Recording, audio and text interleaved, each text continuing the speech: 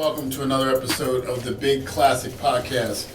And tonight we have some great guests for you. We have business owner, athlete, father, Bill Simpson. And we have, well, this is a long rundown right here. We have competitive bodybuilder, gym owner, military, thank you for your service. What branch? Army. Don't say that shit to me. And I do say thank you for your service all the time. Mom. He saves for Tuesdays, bro. And what's the bikini? Maximus posing suits. Maximus posing suit. So this woman is doing it all. Are you Jamaican? You ain't Jamaican, are you? She got like 5 jobs. But she's here along with my co-host, my wonderful co-host, Walter Sellers. Hey. My man behind the camera, the man that makes this, puts it together, Rashad Scott. I appreciate them greatly, even though Rashad's going to tell me I don't all the time. Yeah. We do love them. And but today we have an exciting show for you because, you know, we're going to talk about, I think one of the things that most people struggle with is balance. How to balance this crazy, wacky sport with being a parent, with being a business person, with even whether it's your own business or just having a successful career, along with trying to actually compete. And, you know, not many people can do it successfully on both ends. And these two have both won multiple shows. You know, so we're going to hear their perspective and we're going to get into this. But what do you want to tell them? Before we talk about anything else, we want to get you signed up for the Renaissance Transformation Contest, where you can win not 1 but 2 tickets to see Queen Beyonce herself on stage. Right now, we have early opening registration for $79. For $79, you can have opportunity to win 2 tickets, lower level, to go see Beyonce. General registration opens on April 1st. The contest starts on May the 1st. It runs for 60 days, for 2 months. And you'll get your tickets in your email from Ticketmaster no later than July the 10th. And when is that? And when does that contest start again? The contest starts runs from May the 1st through June 30th. Right. So, with the contest entry, you also get a bottle of Shred-'em. And if you have not tried the Shred-'em from Big Sports, you're missing out. I mean, it's unique in that we put it together so that the stimulant is separate from the fat burning formula.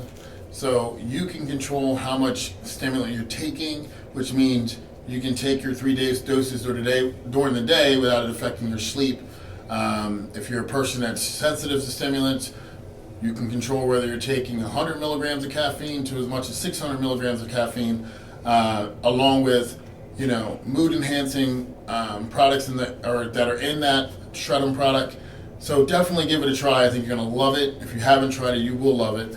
And you're getting all that when you enter the contest for just $79. On April the 1st, the contest registration fees increase to $129. Right. And we, you know, it's not biased. We have people other than ourselves also judging the contest. So, you know, it's going to be truly, what's the word I'm looking for? It's going to be truly fairly judged, and it's not based on weight. It's based on the transformation of how you look. So if you're a person that's saying, well, I'm already kind of thin, if you show a great transformation where you put on muscle, you get leaner, it's not going to matter that your weight might be the same at the end of the contest. And that's important because a lot of time Biggest Losers and stuff isn't really fitting for a person that's in the gym consistently. Mm-hmm. So definitely this is a contest that's made for you. If you're an athlete already, you're already kind of thin, it's about putting on and you want to add some muscle, you'll be rewarded for that because it is showing your pictures. So where do they sign up at? Right on the website, right in the link below. All you do is fill out the form, put your credit card information in, you get an email to sign up right away, and you're off to the races. Very nice, very nice. So, yeah, I mean, how much are those tickets worth? About $2,500, including the fee that it costs to Ticketmaster. Because, you know, there's no such thing as a face value ticket anymore. No. Because you can't go to FedEx Field and go buy a ticket. You got to go online. So the ticket is $700 and the fee is $390, and parking and everything else. So yeah, it's quite a bit of Yeah. So you're getting a great product, a jump start to your summer body, your best body, and you're getting to go have an opportunity to go see the hottest concert ticket probably this year, right? Yeah. Well, Drake did just announce his concert this year, just today. So one of the best top 2 concerts. Yeah, definitely. To launch your summer off. I mean, you want to throw a country artist in there too? Beyonce is arguably the greatest entertainer of our generation. So, yeah. But no, seriously. $79. That's a tremendous steal. opportunity. Absolutely a Opportunity. steal. So, I'll let you're from a different angle. You got the HVAC company. Yes. Right? Yep. What are some client experiences that drive you crazy when you're dealing with that business? Billing, especially. A lot of the customers, want me to send them bills, and then you're always last to get paid. Customers love to pay you when they feel like it. Go to a customer's house, go to give them the bill.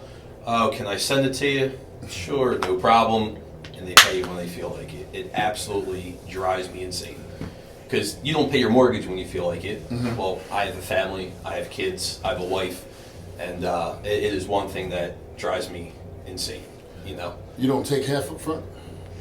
If it's a service call and we go there, say the bill's a couple $100, sometimes they'll say, oh, can we mail it in to you?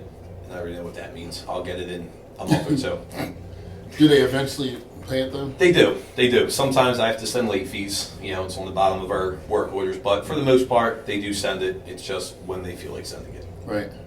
So, I remember when I had somebody working for me, and this is earlier on when we used to run the payments right in the office for people. And one of the ladies that was seeing me that day doing her body fat, and my assistant was my assistant in the middle of the session goes, I don't know why some people can't figure out whether they have money in their account or not, because she went overdrawn again because it declined again. And I was like, the lady's like, oh God. And she's like, I'm talking about you. In front of everybody. I was like, so we had to figure out a better way to handle that, because that is horrible. But it was been there many times with that. Go funny, deposit the check and it comes right back to you. Oh man, like and people were sitting there looking like, that's a new card. I thought it was a new card. How about you with the gym? Yeah, the memberships, when people don't want to come and pay their memberships, they ghost you. And they just keep ghosting you until they decide to come back in. They're like, well, I haven't been here for a month. Right. Do I have to pay still? That's why I went to subscription-based, because, I don't call it what you call it, Rashad, but it's still the same thing, right? So that's why we went to automatic withdrawal, because when people are doing nutrition, specifically nutrition, right, they do this. Well, I didn't really follow the diet, so I'm not coming to get checked in.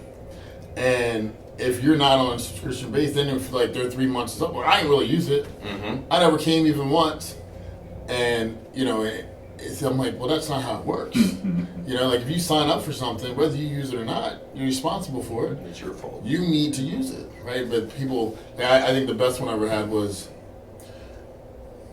I know I signed up for this, but we bought a dog this weekend, and I really can't afford it anymore. So I was like, you want me to let you out a contract for that? Whether you drive your car or not, you still got to pay for it. Whether you buy a dog or not, you still got to pay for it. So people have money for what they want to have money for. Absolutely. I'm a firm believer in that. Yeah, but what's going on with you? I don't have. I'm lucky, I guess.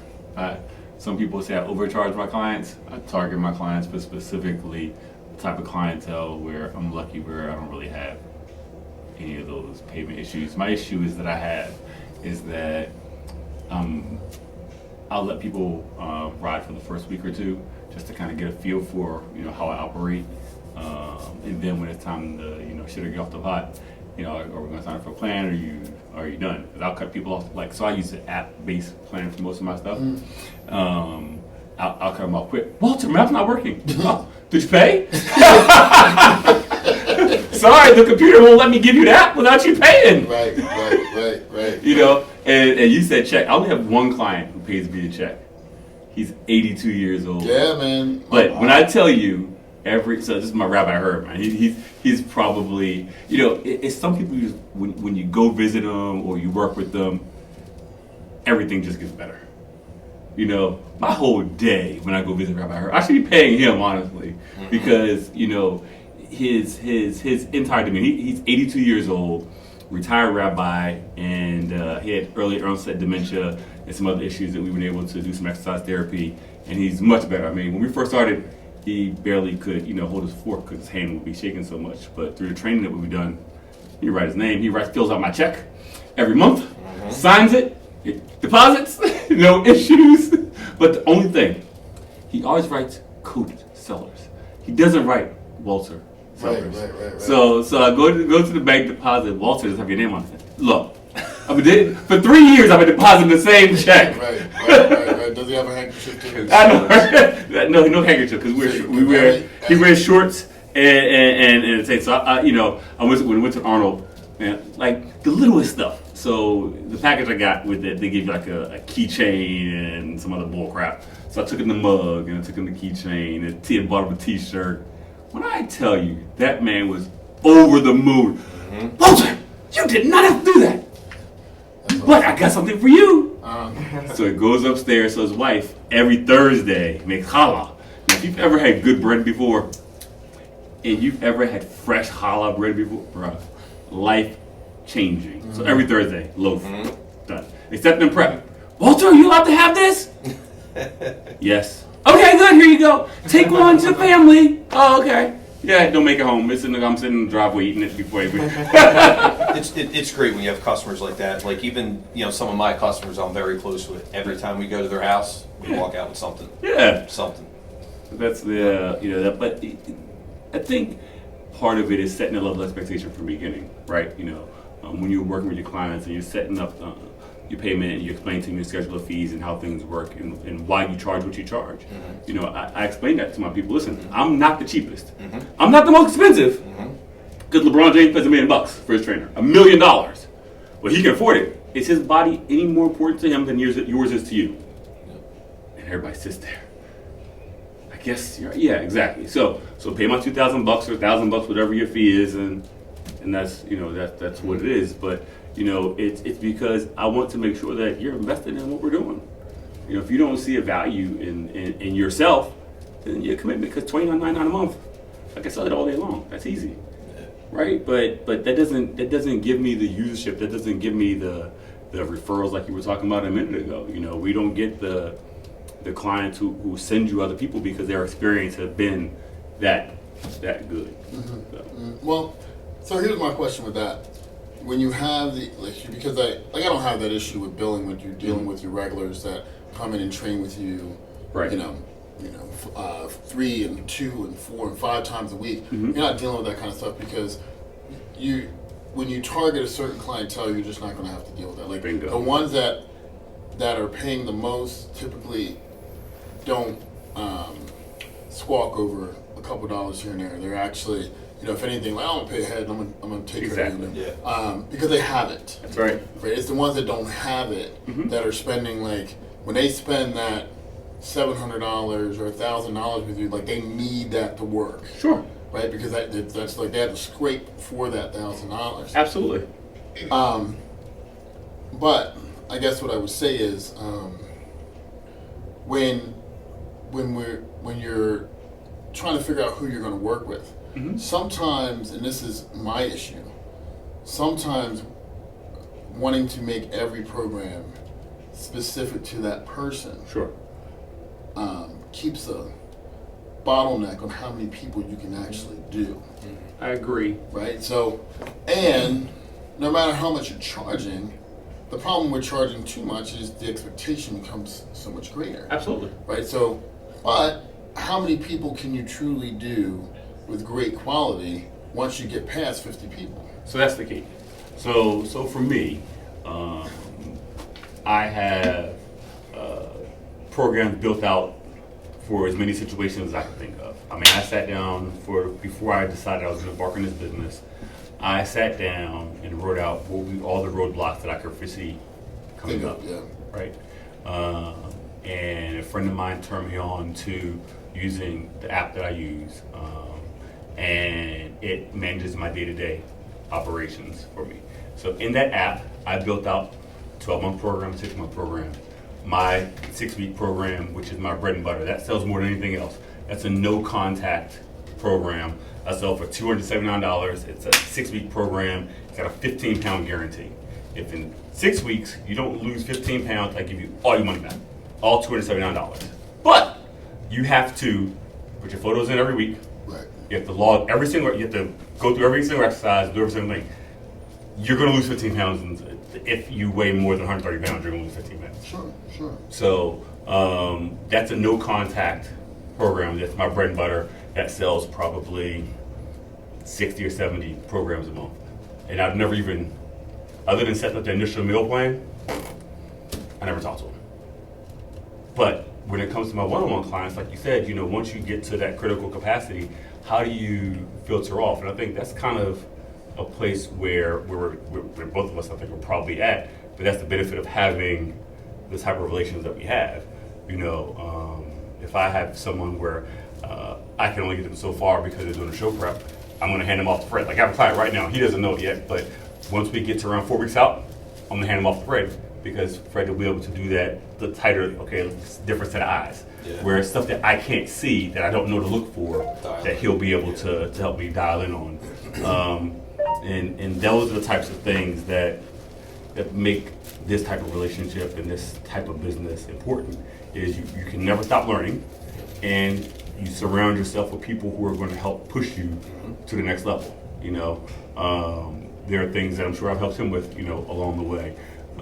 But that's the collaborativeness of this type of industry that it should be, right? Because statistics show that this is a $9 billion industry, right? And there is no one company that holds more than 0.25% of the business. This is the only industry like that, right? And retail is Walmart and Amazon. Fast food is McDonald's and Burger King. And everything else. It's not big, but they're not big enough, right? They're just United States of America. They're not around the world. Not like McDonald's is. So there's no LA Fitness that controls that much of a market space. So there is no collaborative actions that people take. There's a lot of freelancers, but there's no group of people who work together collaboratively across the country to help swing the tide of this business. So you literally get what you pay for, and you literally pay what you get. But anyway, that's been my experience for the week. I like this. That was a good slogan. I can relate to that too. So, I'm the 50-man company, a lot of these large commercial jobs that we do, good friend of mine owns a small heating and air company just like me, and we group together and we do these large commercial jobs. Him and I have a very good friendship together, and we tackle some of these huge jobs. Just like you were saying, when it gets down to a certain point, you'll hand that person off to Fred. You guys work together. Right. It's the same thing. Him and I do the same exact thing with these large commercial jobs. We tackle them together, and it allows us to hang with some of these huge companies. So yeah, I can definitely relate to how you and Fred work together. Like you said, handing him off and some clients. Yeah, I think with how do you do it with your job, means that you have to travel so much with the military now? So my husband runs it for the most part, and that's how we've managed to do it. Is when I'm gone, he's running it. So like right now, he's there Monday through Sunday most of the times, and running from 4 a.m. to 7 p.m. Monday through Friday, and 7:30 to 2:30 on the weekends. And when I've got clients, it's been when I was doing my one-on-ones before I went full time with the military. I would take on my clients, and then if I had to leave for a training, I'd have a substitute trainer come in, and it was usually my husband or one of our other trainers that's worked with me quite a bit, and come in and fill in for me and cover down on those. So that's how I've done it. All right. I think one of the challenges that I face now is that, I was able to expand my one-on-one business because I was bringing in trainers underneath me to allow them to pick up my overflow. And they've all gotten so good now, my base crew, that now they've got enough of their own referrals and enough people coming for them that they almost don't want to take my clients anymore, right? Because it impedes on when they can schedule their clients. So I've just got a whole new crop of new ones starting out, but and it's exciting because not only you're able to teach other young trainers how to become really successful at this, but you're able to reach and help so many more people, which is, I went to this funeral Saturday, and my cousin Amelia, rest in peace. You go to funerals a lot of times, and you're like, it's a very sad experience, right? How did they die so soon? Can't believe they're gone. But it was sad because she was a great person, but it was truly a celebration because of the amount of people she touched throughout her life, the amount of people she had impact on, which is why I love this business so much, right? Which is why I was so excited to turn pro, because it gave me such a larger platform to be able to help people. And it just hit me, like sometimes you lose that mission or that objective where you're like, you get so worried about, okay, I want to do this much volume and I want to, create this much income for my family, and you lose sight of the fact that if I get back to the basics of just how do I figure out how to help this many more people? Mm-hmm. Like if I help 200 people this month, how do I help 250 people next month? Forget the money. Just how can I effectively help 50 more people this month? The money's going to be there anyway.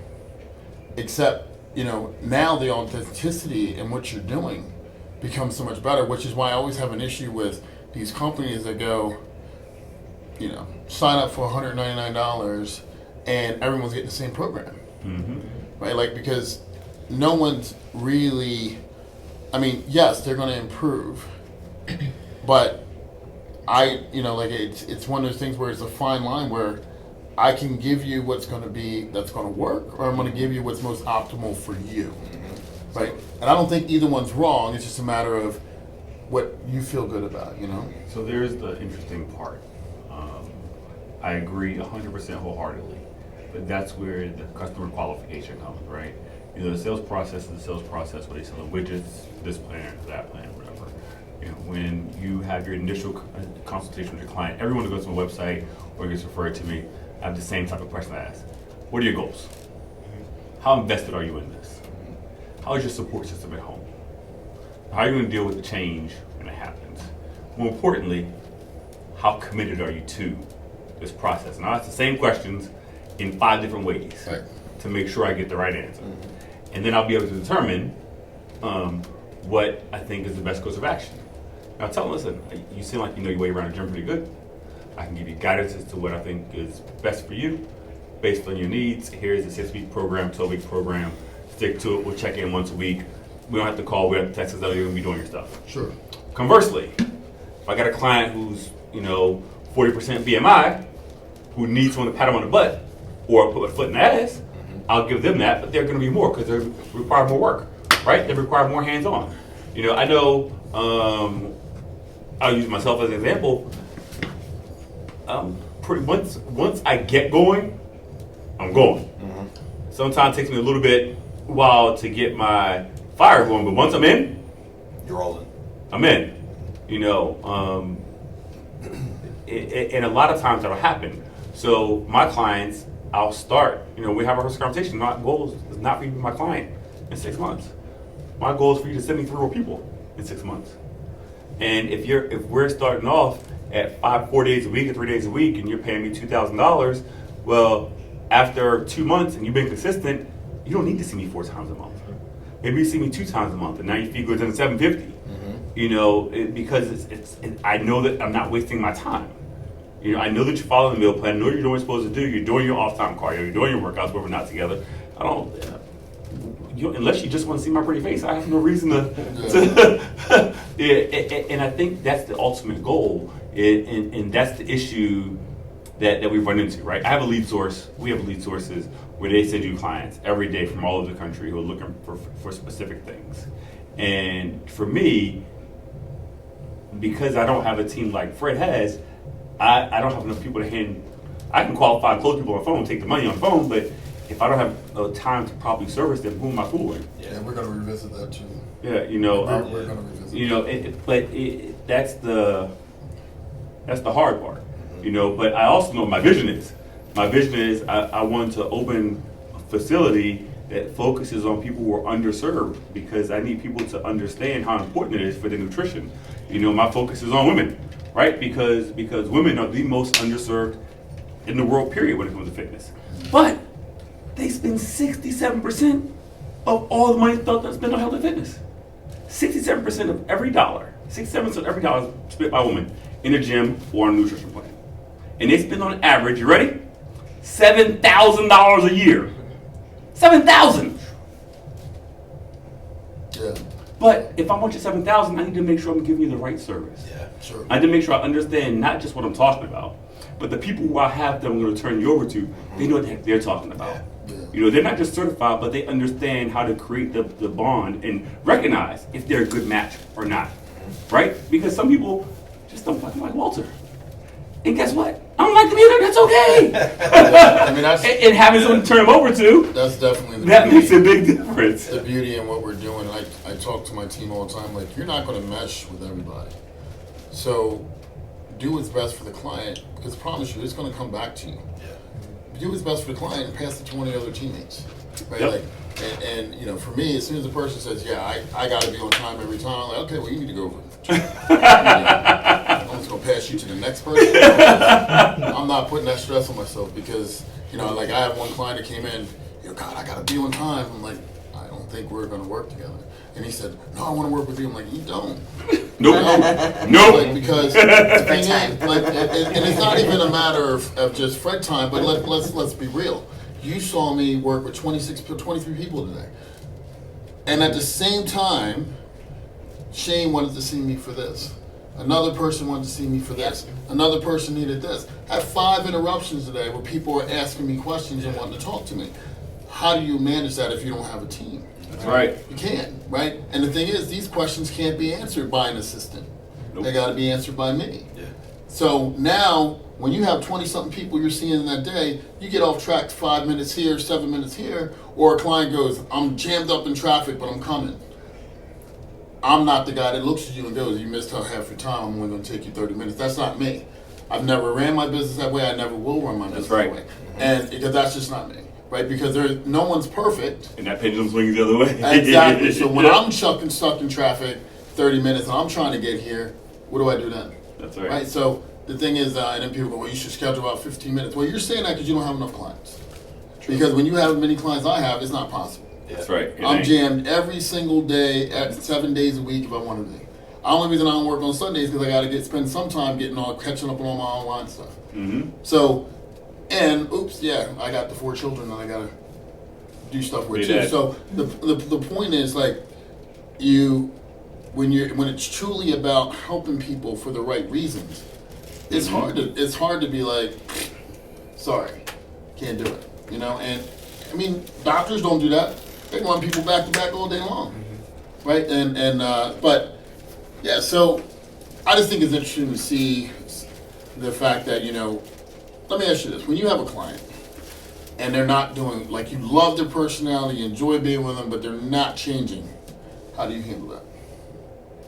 Usually. Yeah. I have a conversation with them and ask them, like, try to find out what their why is, because if they don't have a why for the whole reason they're doing it, then they're not ever gonna change.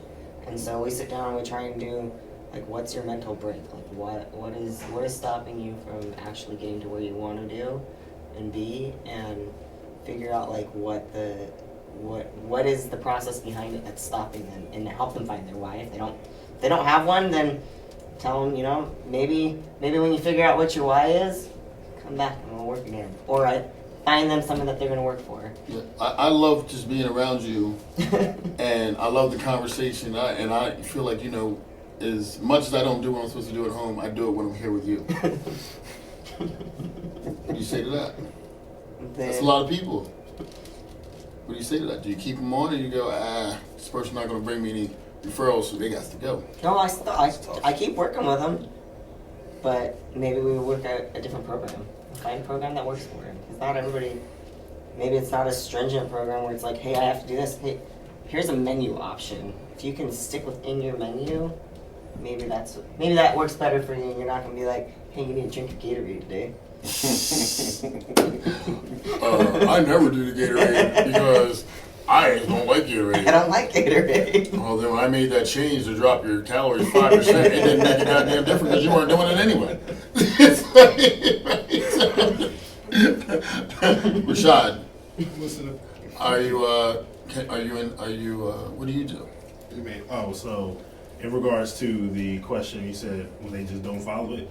Well, I mean, like, so I guess the question is, you're at that point now where your time's valuable, right? Mm-hmm. Like, you're not just sitting there, you can take just anybody because you are booked. Mm-hmm. So, if you got a person that you know is not going to get results, but they enjoy training with you and you enjoy the time with them, do you keep them or what do you do?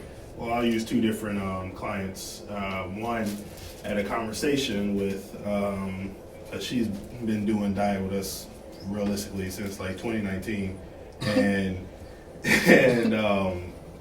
literally has made You know him. No, I'm kidding, guys. And I said to her, I was like, look, if she's like, and I'm cool with her. Like, I've been friends with her for like at this point, I'm more friends with her than she is a client because she just comes in and tells me her shit, and then that was it. So, and I said to her, like, look, you don't have to pay a monthly subscription just to hang out with us. It's just like you can chill in the office and not do that.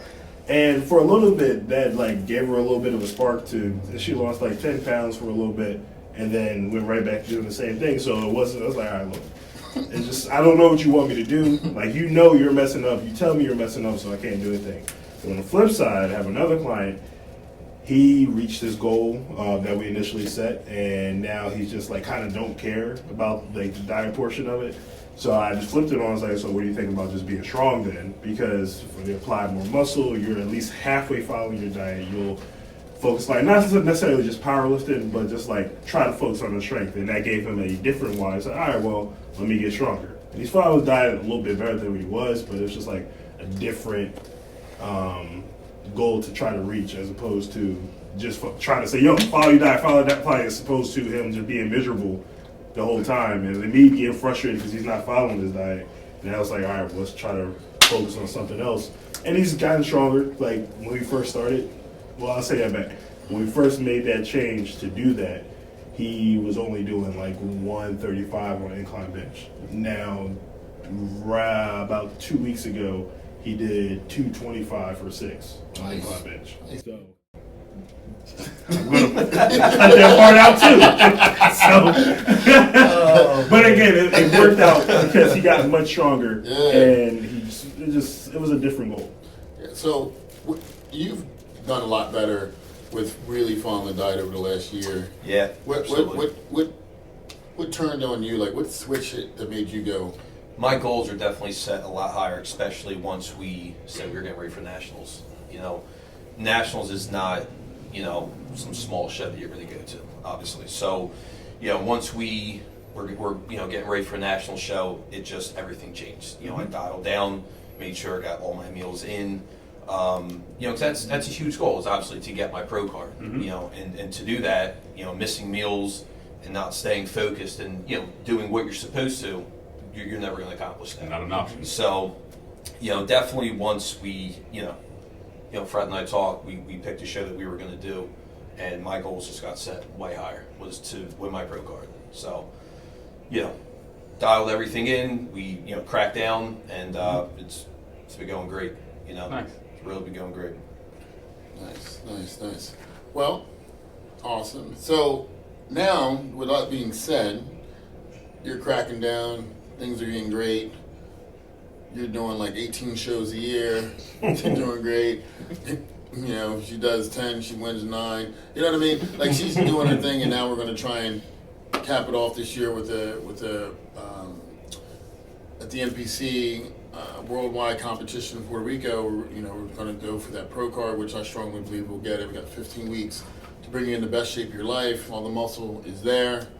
How do you balance that with being a mom, number one, running your own business, And, you know, with the military, I don't think there's balance. When they say you gotta go, right? So, but how do you balance it with your business and being a mom?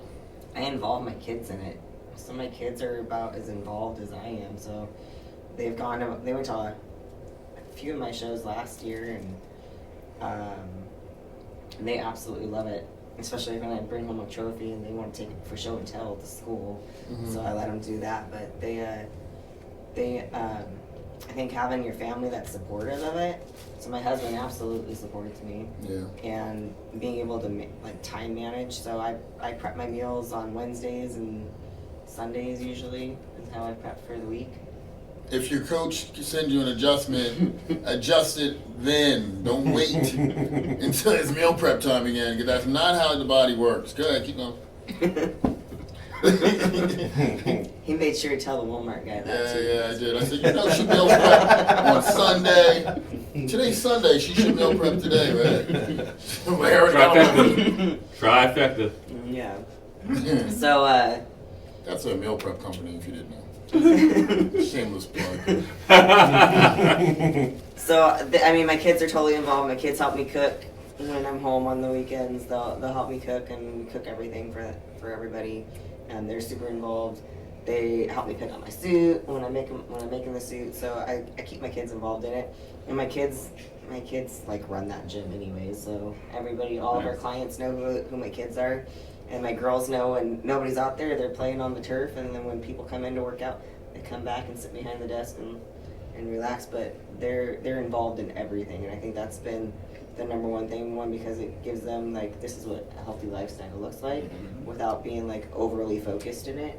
And it also gives you that huge support background when you're at work. So, and everybody at work, my boss on the military side went to my show in Utah. Oh, nice. And brought like 2 other people from work with him. So he didn't say hi, but he was like, I saw you on stage, and Nice. I yelled for you, but I Nice. was like, that's pretty cool. So my work's super supportive of it too. So I think just building that support network has made it a lot easier, and having people that, you know, believe that you can reach that next goal is a good thing. So Yeah, I know. I think that's what people underestimate. It's like, you'll be surprised who's paying attention. Mm-hmm. You'll be surprised who you inspire. You'll be surprised at who's actually like rooting you on from afar. You know, like sometimes because I'm not actively competing now, I think to myself that no one's really paying attention to what I'm doing. And the other day there was these 2 bodybuilders in the gym, and I was training somebody, and all I did was, they were talking about, like, my friends don't want to come here because, because the training center where we're at it's truly a bodybuilding, powerlifting, strongman type atmosphere. Everybody's super competitive. You might look over and a 70-year-old is deadlifting 315. Like, it's really intense sometimes, right? I'm not even exaggerating that. But what I told the lady is, I said, look, what you have to understand is everybody in here is applauding the next person. It's all about, no one's in here going, they ain't doing nothing. Everybody starts somewhere. Everybody in here is like, wanting to improve themselves. So they're not throwing shade at anybody who's just starting. And I looked over, and these 2 bodybuilders, they both look very good. And I was like, look at this guy here, he's great delts. But I guarantee you, he's still trying to improve something else on himself. I was like, this woman right here, she looks phenomenal, but she's still trying to improve or something. And they turn around to me and they go, we saw you guest pose in Denver, and we've been nervous about approaching you, but to hear you compliment me meant so much, because I've been questioning myself.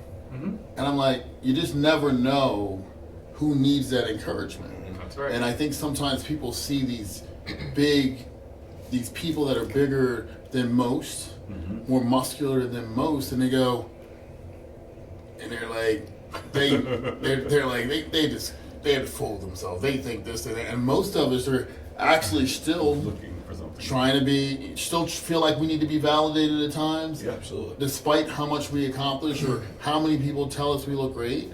And, we do this sport, and it's it's like, bodybuilding is beautiful because you constantly get to improve yourselves. It's terrible because before you started it, you would have I would have took my shirt off with no abs and been fine. But once you see yourself in that state where you're shredded, it's like it messes you up, man. It's Yeah, like it does. seeing yourself normal. Like I'm not even. Yeah. No, I'm not walking around and I'll go on vacation. People are like, oh my God, you look great. I'm like, Thanks. no, I don't. Yeah. No, I don't. Thanks. It's like, and in reality, it's like I feel, you feel like I feel small. 5'7" at 240 pounds has never been small in anybody's world. But because I'm used to being 265 and up, it's like you feel tiny. And we're so hard on ourselves. Right? And then, and like, you're over 200 something pounds and you're going, I'm not 230 yet. It's like one of those things where, never judge Absolutely. because, everyone is always trying to improve themselves. Everyone's always trying to get a little better. Yep. You know? Absolutely. But how do you do it with your daughters? Because you got a newborn now. Yeah. So all three of them are full-time jobs when you look at it. Being a parent, owning a business, being a bodybuilder. I'm fortunate enough that I have my own business and I'm able to take, some time to stop home to grab a meal or, in between the day.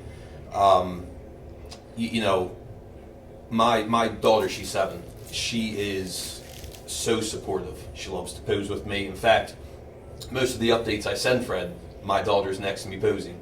Especially in prep, the last thing you want to do is pose every single day, But Savannah does it with me. She enjoys it. I enjoy doing it with her. My wife, I could not do it without her. She preps all my meals. She is very supportive, whether it's bodybuilding related or whether it's a personal goal I'm trying to set. She is always there to back me up 100%. So like Michelle said, having that support system at home is a huge plus. I plan my days. I between training, working, spending time with my kids. I'm with Fred 4 days a week, and it's not easy working during the day. I come home, spend some time with my kids, and then I'm here 4 days with him training. I make it work. People find the time for the things that they want to. I think it's an excuse. Well, I don't have the time to. Well, I own a business, have 2 kids, and I train, and I make it all work. Yeah. Time management. Absolutely. It's about that why. Mm-hmm. I mean, basically what you said is, it's not that you just want to be successful. You're starving to be successful. Absolutely. Right? It's you want to, what does my man say? Eric Thomas says, you got to want it as bad as you want to breathe. That's right. And, literally, if it's on your mind 24/7, that you can't even get comfortable with it until you achieve it, that's when you know it's going to happen. There's no choice. It has to happen. It has to happen, right? I So agree. 100%. it's about that why, like you talked about earlier, and is that why eating you alive when you don't, when you're not achieving it, And I know for me, I got some things that I'm trying to achieve right now, and the longer it takes me to achieve it, it's like it consumes me, right? Like I have this desire to create to the business on a level that can scale to any size. But the funny thing is, as I'm trying to create that, I'm picking up more referrals than I've ever picked up because I'm trying to build another part of my business, and I'm like something else. I'm being blessed with something else. So it's like, but the main thing is like when you have a why and you're going after something, it's amazing how other things in your life start to get better too, right? Like you're driving towards something positive, and other things in your life keep getting better and better and better, and you're like, okay, well, it's not the way I planned it, but thank you. Thank you. You know? It's like, yeah, right. Wake up, man. Bro, I'm trying to stay awake. I was actually going to comment on what you said in regards to like. Well, say something. Well, you try to Finish. First. No. Say your statement. So, Don't hold back. no. Take my hesitation. So what you were saying about in regards to trying to achieve something, like when we were trying to do the show last year, and I got in a relationship, and then clients started getting more referrals, and then it's just like, well, shit, how the fuck am I going to do the show? One, I really didn't care about. It was just to focus me up, but it served its purpose of me being in prep. trying to put on muscle, then trying to lean back down for my PT test and all that stuff, like, because we went through ups and downs through the beginning of the year. But then during that, it served its purpose, and I'm drowning in clients now, and I need an assistant soon, and all this other stuff. So it served its purpose, but like you said, it's just like, how do you balance it out? Right. Good problem to have. You know, I think, and Walter, you can probably attest to that. Like, when you're striving to do something, it's like, it's not just in your day-to-day activity, it's in the way you speak about it.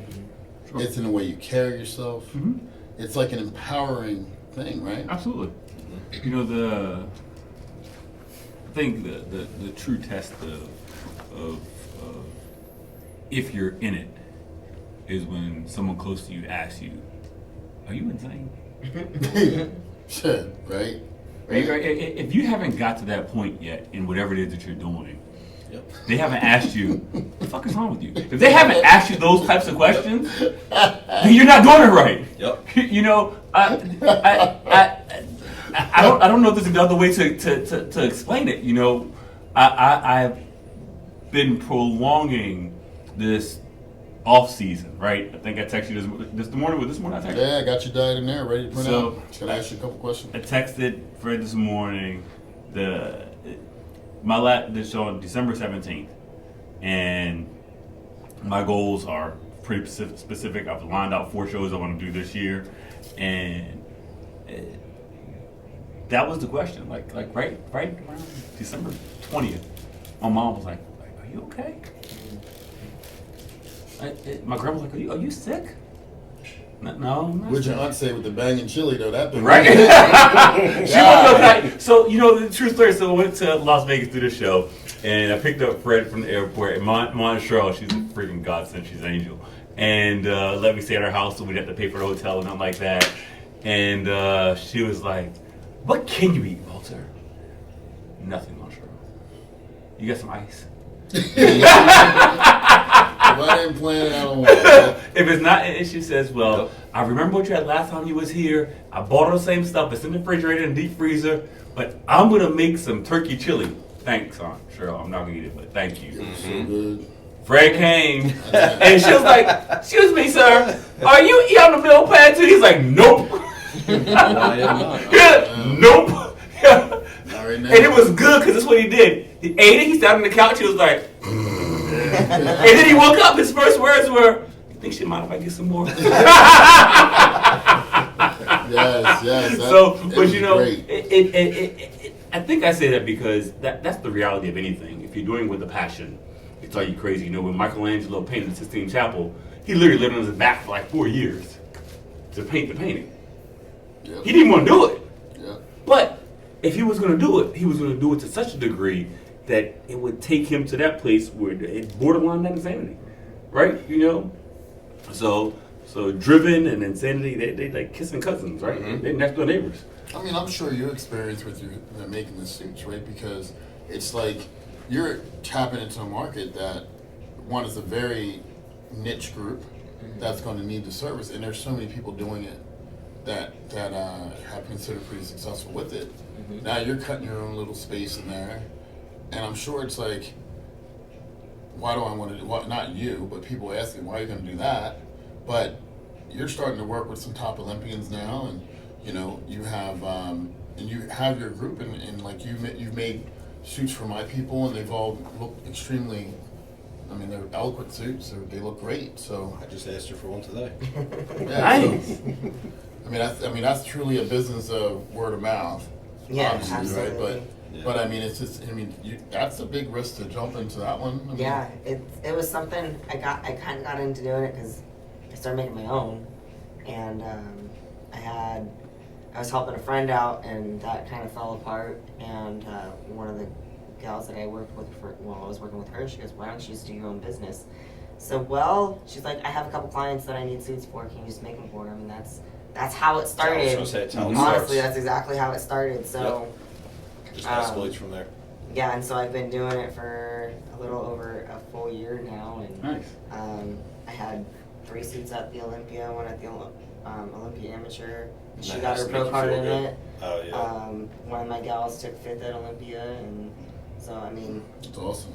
yeah, I've been super blessed to get those women like right off the bat, and the pros that I've been able to work with, they've just sent me their clients. So Yeah, it's good.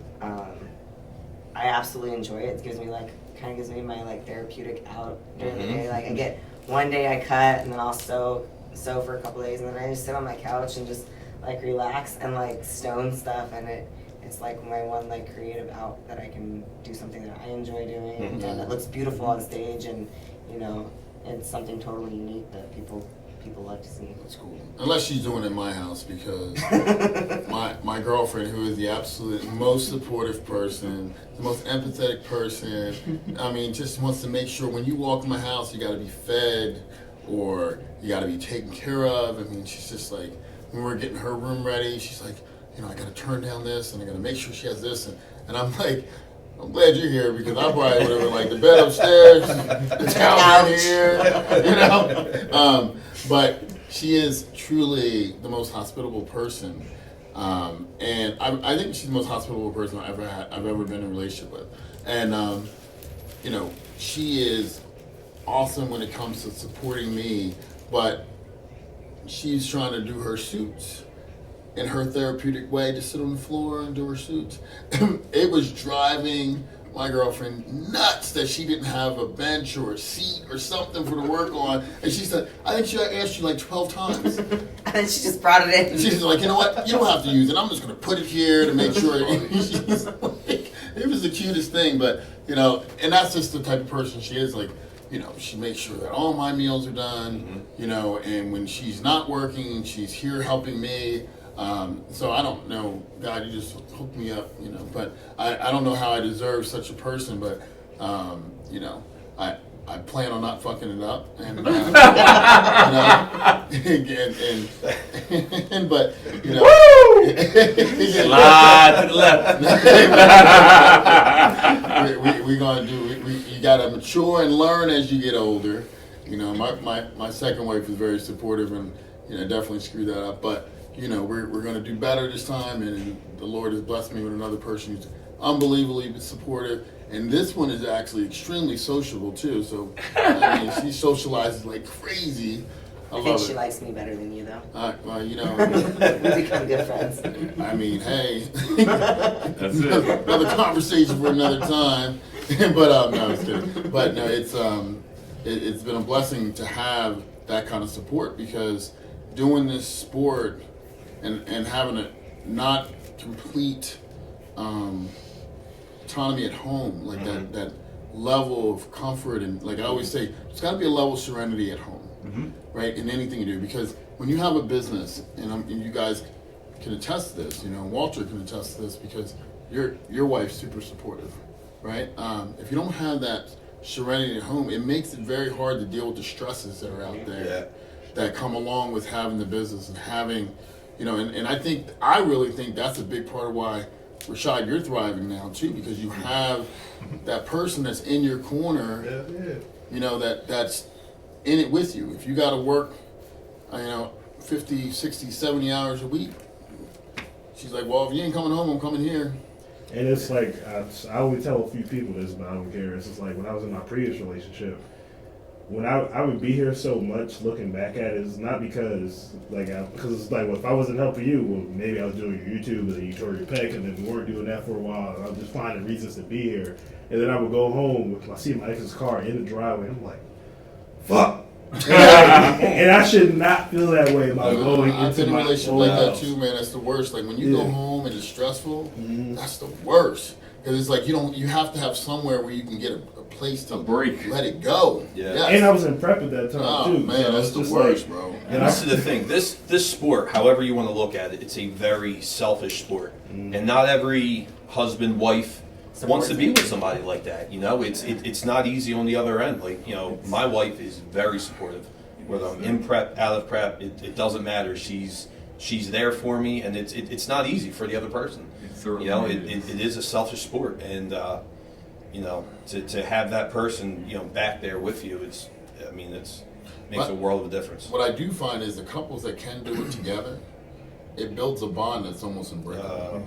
Absolutely. When you can do it together, you know what I mean? Because there's so many, spots in that while you're going through that prep that you're vulnerable. Yeah.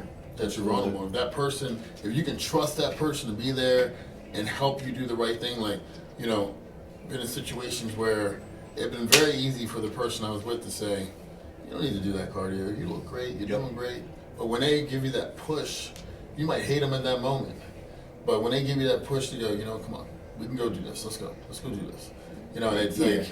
It's like when you look back on that, it's like, wow, I had something special. You had something special there because it's like not everybody's going to offer that.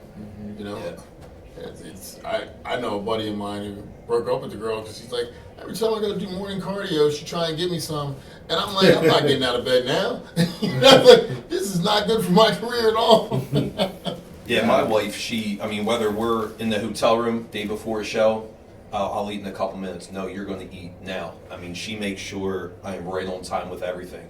In the morning, if I have fasted cardio, no, you're doing fasted. So it's good because it's very easy for the other person to say, okay, yeah, like Fred said, you don't have to do it. You look fine. But if it's on there, my wife, nope, you're doing it. And it's, sometimes you need that. It started off that way, right?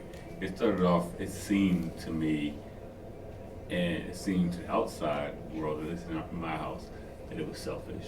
Mm-hmm. But being in prep and doing the routine exercise every single day, it, because of the way that I train, it makes me accountable to my schedule, right? And that accountability filters into other facets of how my house runs. If it's Thursday and laundry's not done, well, now I gotta get up 30 minutes earlier to put the shit in the washing machine, and I'm gonna get up at 3 a.m. Yeah, it's an asshole move because everybody's gonna wake up because I'm up, all the lights are coming on. Well, guess what? On Wednesdays and Tuesdays, all the laundry is done now. Because everyone falls into line, and it forces you to be aware of yourself. Right, my first prep, I didn't know what was going to happen, know what to expect. I was irritable, I was mean, but after you are able to temper that passion, subdue it, you're able to manage that better. So other circumstances, where people could piss you off, like, you don't do it, don't do it. Yep. I have no reason. I'm not going to yell at you. I'm not going to fight with you. Whereas before, I was a little bit different person. Maybe if I had started this right after I got out of the league, who knows where I'd be, by now. But now I'm 44, I'm an old man. So, trying to play a young man's game. Dexter would speak of differently, right. So would a whole bunch of other Well, Dexter did for 30 years. He started in 20-something. If I had started at 20-something, it'd have been different. Your body's not beat up like his, That's true, too. From that, it's beat up from playing football, but it's not beat up from this, it's different. So. But, that's and it's the familiarity of, why do I go to work out with my friends on Sunday? Well, because you really can't spot me. I don't care what it is. If I'm doing chest, you can't spot me. I'm going to go look for my friends for heavy chest day. We can do legs, do everything else together, but we're doing chest. You can't support 200 pounds of 405 that I need you to support if that's the case. So, I don't get that question anymore. I'm going to the gym, I'll be back 3 hours. I think what it does though is it's kind of like because your time's limited, because you have so much going on, it makes the time you spend with your significant other better quality, right? More valuable, more valuable. Yes, like more. The quality of time is better because there are plenty of people that have all the time in the world to be next because all they're doing is working, and then everything else is surrounded with them doing stuff with their kids, and then you look at it and go, they didn't really spend any quality time all week.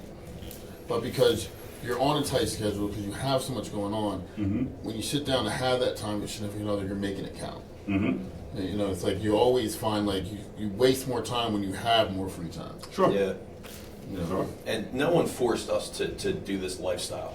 Nope. Nobody said you're going to make bodybuilding a lifestyle. It's a choice.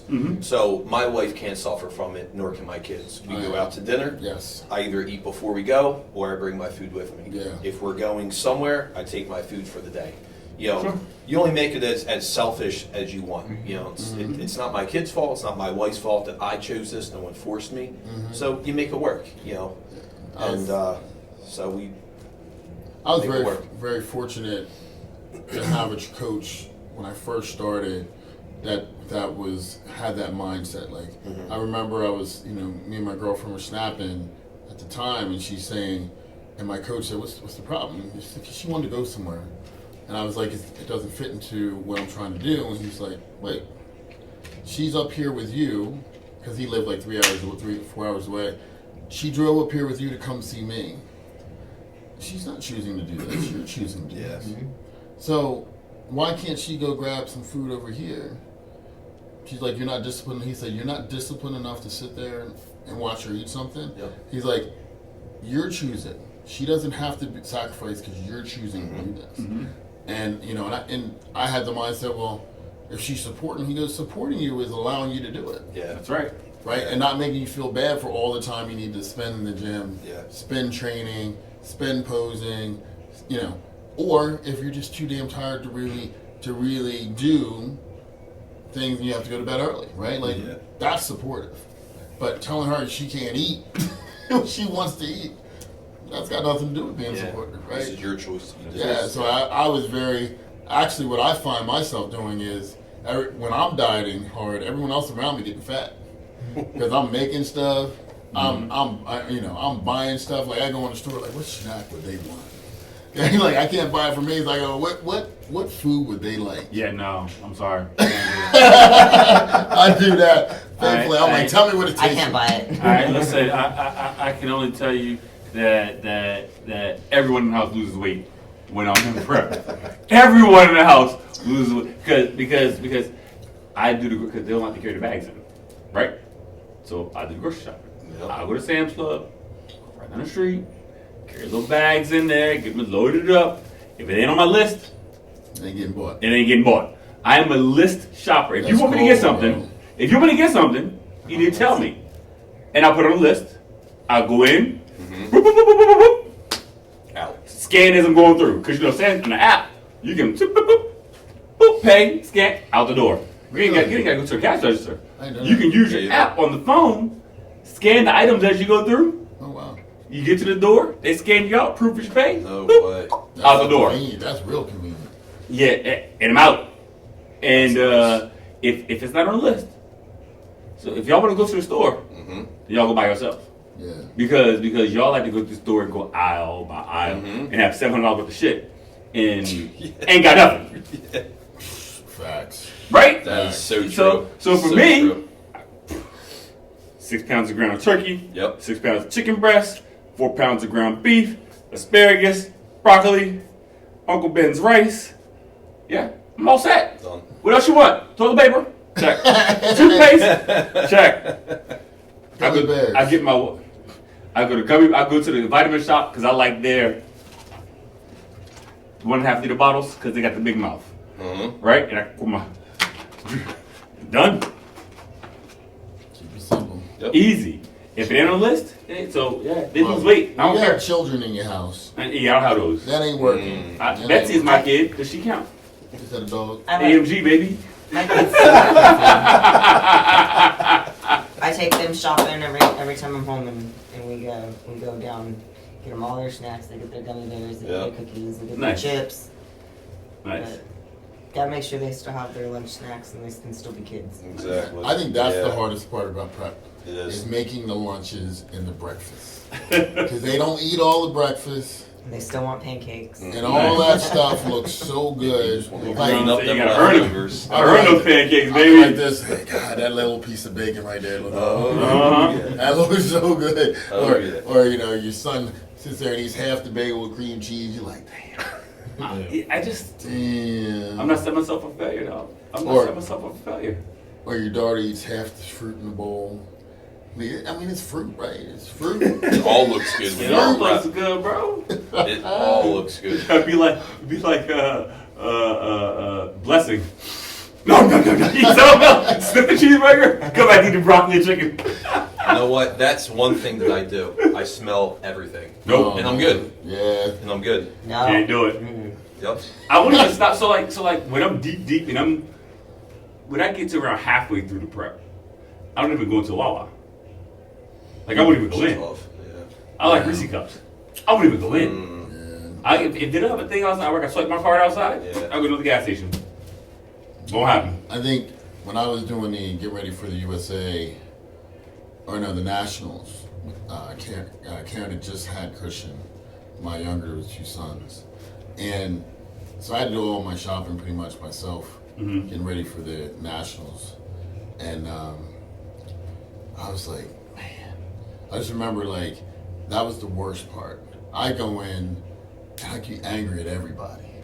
And especially like, unfortunately, this is not right. But when you see really overweight people with the worst shit in their cart, you're like, come on! Like, you know, just throw something in there, throw a vegetable in there. You know, like, everything from the frozen food section. Everything, you know, you say, if you want to be healthy, shop on the outside of the supermarket. Actually, that's a good point. I realized that. Everything, if it's perishables on the outside of the supermarket, right? And that's what you should be eating. And so pretty much, you don't even need to go down the aisles other than rice. Rice, yeah. Right? But you look at their cart, you're like, everything's from the inside of the supermarket. Frozen food especially. You're like, God. So last year, October 29th was the one show we did. The week prior, we do Primo's Hoagies in Philly. Well, of course, a week out from the show, we did 3 of the stores back to back. And you have no idea how hard it was to work in all 3 of these stores and not eat. That bread all day. What's it called? Primos. One more time. It's so good. They closed the one down here. Hey, Mike's famous, yeah. Oh, they did? The one On 40? the one on 40, Primo Hoagie's gone. Oh, snap. Yeah, Mike's famous. What's that? Mike, the Harley Davidson shop used to have Primos in there. Oh, okay, okay. Is it in there anymore? They closed. Oh, Mike's there. I never been in there Harley Davidson. Yeah. Yeah. I just have one. I just have a Harley. I've never had a Good old bike. days. I had a bike. I said I'm getting me a bike. When my arms get 16 inches, I'm getting me a bike. Then I said, when I win my world championship in powerlift, I'm getting me a bike, right? I kept setting all these, I kept pushing it out. And then one day I was in Miami, and we rented scooters. And when I first got on the scooter, I was like, oh, real cautious. An hour after being in that thing, I'm dipping through alleys, going through cars. I'm like, whew, you know, trying to jump shit. I was like, You're like, maybe I will never buy myself a bike because I will kill myself on that bike. And it only took me 1 hour to get comfortable on a scooter. I said, shit, I'll kill myself on this stuff. Because it is really free. Like, so free. You feel like... It's not like it. I mean, it's like the wind's blowing. There is It's nothing like it. You're moving. It's like constant adrenaline, man. There's not Like, a worry in the world. I had a B-Rod muscle and a BMW. Other than the other cars. That's the only thing I don't You don't even be worried about it because you It's feel true. like you're invincible True. on that thing. Yeah. I don't know about that. I But mean, I do. I mean, I've been on it for a short period of time, but you feel like, you know, like when you're on those, and I've heard other people say, when you're on those bikes that are super fast, Yeah. you feel like you can outrun anything. Yeah. Mhm. There's so You much can. power in your hand. you got the power and you Oh. light. You can get going. Yeah. But you got to remember, your stopping distance is twice as far as Yep. it takes to get the. Yeah. The distance takes to go from 0 to 100. Right. It takes twice as long to slow down back to 0. Yeah. That's a hard reality. Yeah. I That's had a what I bike was, before I had a car. Yeah. I I was was 17, I had afraid a I bike. wouldn't think through that logically, so I didn't get one. Yeah. I didn't get one. So when do you feel the most free? Riding. Now that we're on that topic, so I've raced motocross my whole life. I've had a motorcycle since I was 17. So me riding is, there's not a worry in the world. If you have any issues, it's all gone for that amount of time that you are on the bike. But it's also the same thing being on stage. You're so focused, you're so dialed in on what you're there for. Everything else doesn't matter. So I definitely I put both of them together. Because both of them, there's nothing else in my mind. If I'm riding, I'm riding. I'm not worried about whatever else I have on my mind. Same thing with when I'm on stage. I'm there for what I'm there for, and there's nothing else that I'm focused on with that. So. How about you? Well, I've got horses, so I think just going out and riding my horses has always been my thing. My husband used to be like, "Honey, you're being a bitch. Go go ride your horses. So that used to be my thing, and now as I've gotten older, it's been just hanging out with my kids has kind of been my thing. Like being able to spend the most amount of time and just go do fun stuff with them. Go out to the every summer we go spend like weeks out at the lake. We'll camp out there and take our boat out, and I think that's like the most fun because you don't have to worry about anybody else. You're just there with you and your family, and then like you said, when you get on stage, it's like a whole nother thing because it's you against you on stage, and so that's I mean you get to have your whole other side of what you are when you're doing that. So and show everybody's personality. Yeah. That was you.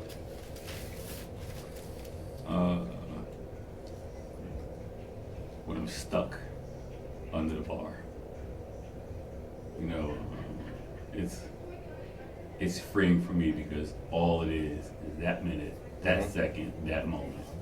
Nothing, and really, nothing else can matter except for that moment. And either you do it or you don't. So when you accomplish it or when you fail, it's the best, right? And that's literally for me. It was like this. I did a PR. I set a PR this weekend, and it was just that. It was we'll see what happens.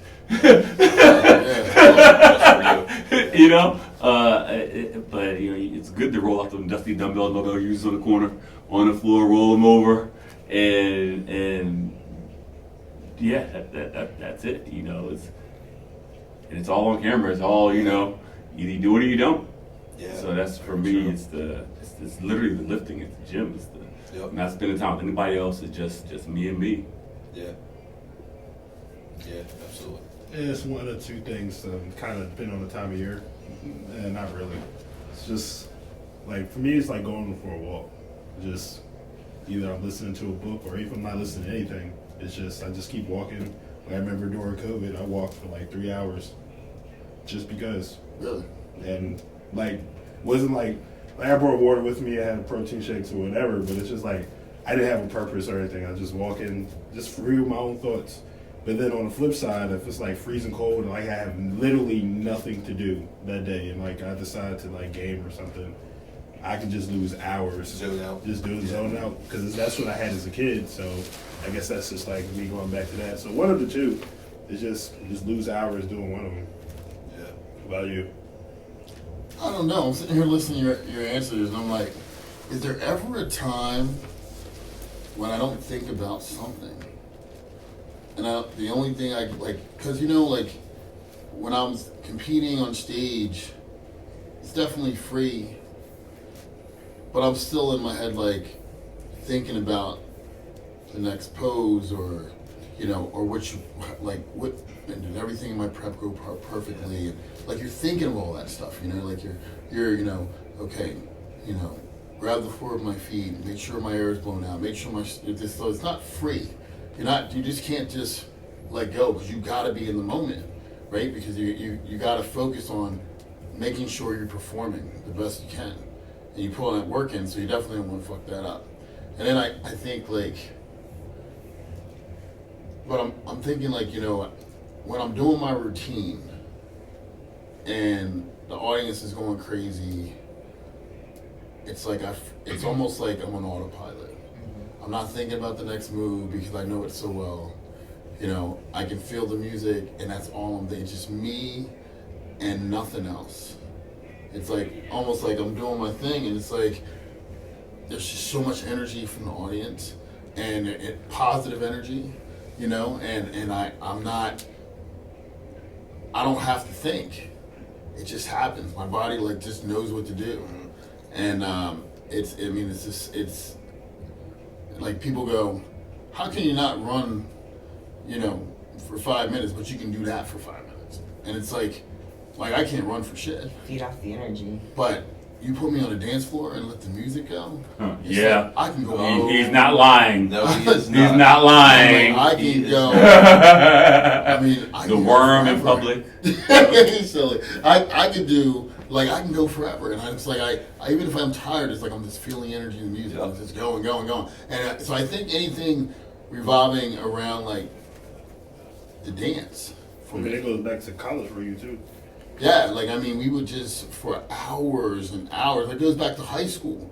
I mean, we literally would go to the boardwalk and be having a shitty time at the boardwalk because we didn't have money and go, I bet you the store let me dance in front of it. And we would go to this owner of the store and be like, you got nobody in your store. If we dance in front of the store, I bet you people come. And like, that's how we started to make some money and actually get new clothes and stuff. You know, and it wasn't like I was, you know, I wasn't broke growing up or anything like that, but it was like, I can't ask Dad for more money. I done spent up all the money he gave me down here, right? So that's how we would continue, so I wouldn't have to go home for another couple of days. You know, we would, like, what kid's doing that? You know, like it's just something that, and I didn't have any inhibitions about doing it. It was like, it just felt so natural.